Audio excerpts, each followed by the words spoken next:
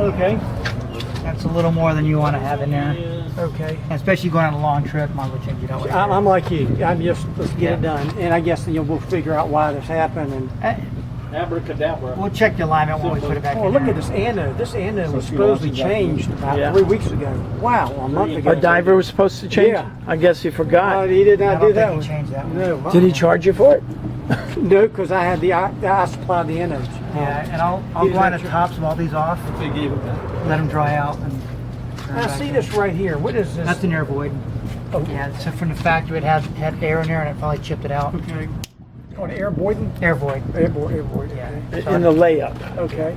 So I'll put a little fairing on that. And this all right? Is this just barnacle growth right here on Yep. here? Okay. Yeah.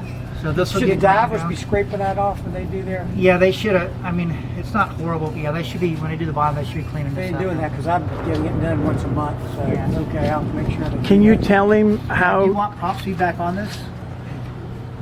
What's your recommendation? Honestly, I'm not a big fan of it. Not for a long Go trip. with, For a long trip, and the money you pay, this is probably 5 times as much what a regular bonnet payment would be on the running gear Okay, because this then- stuff's so expensive. Okay. Yeah. Look, you're the specialist. Yeah, so I'll grind all this off and I'll put 2 or 3 coats of that barnacle barrier on there. Okay.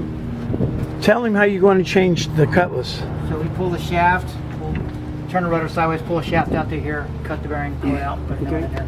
Okay. And But then the we'll shaft's check got to be seal. disconnected from the engine. Okay. You know, I've noticed that you salve the shaft, which I guess is